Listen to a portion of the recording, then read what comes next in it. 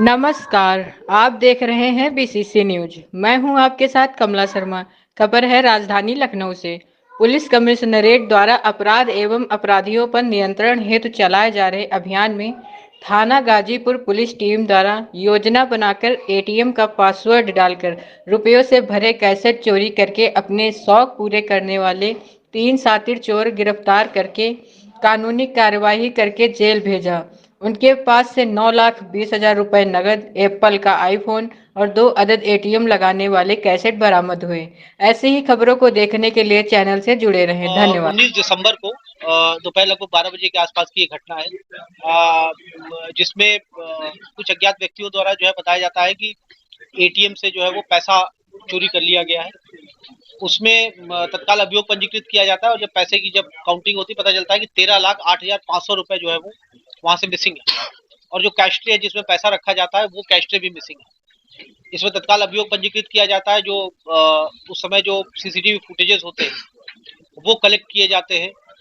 वहाँ का जो इलेक्ट्रॉनिक और मैनुअल सर्विलांस के माध्यम से वहाँ के जो टावर डेटा है, टावर डंप है, वो वहाँ से कलेक्ट किया जाता है और उसके बाद फिर तत्काल इसमें टीमें गठित करके इसमें सरगर्मी से इसकी तलाश, जो अभियुक्तों की तलाश जो है वो शुरू कर दी जाती है। इसमें आज 3 अभियुक्तों की इसमें गिरफ्तारी हुई है, जिनका नाम है नौशाद अली, अभिषेक और आरिफ।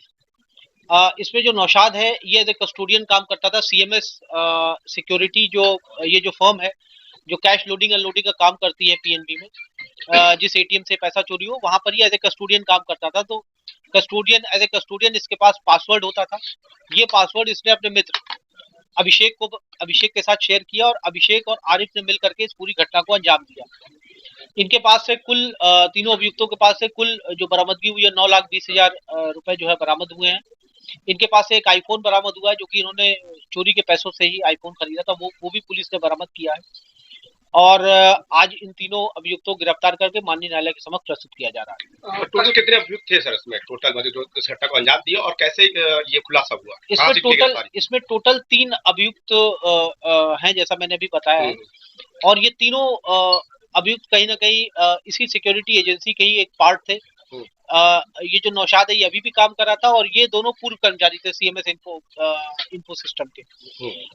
इसमें जो हम लोग को जो फुटेजेस मिली थी उसके आधार पर और कुछ संदिग्ध नंबर्स मिले थे, उनके आधार पर हम लोग काम कर रहे थे और उसके फलस्वरूप आज इन तीनों की गिरफ्तारी किया गया है। नौशाद और आरिफ लोग जो आपस में कनेक्शन हुआ था, क्योंकि ये नौशाद अभी मौजूदा कर्मचारी है, ये लोग कर्मचारी है, कैसे आपस में साझा की और कैसे चोरी की रचना? ये नौशाद और ये जो अभिषेक है ये दोनों कानपुर के रहने वाले हैं और ये जो आरिफ है ये फतेहपुर का रहने वाला है। नौशाद अभिषेक को जानता था, अभिषेक आरिफ को जानता था और इस तरह से ये तीनों एक गैंग बना करके इस पूरी घटना को अंजाम दिया। ये तीनों एक साथ शामिल हुए और फिर इस घटना को इन लोगों ने अंजाम दिया। नौशाद ने पासवर्ड शेयर किया, लेकिन नौशाद यहाँ पर फिजिकली वो प्रेजेंट नहीं था।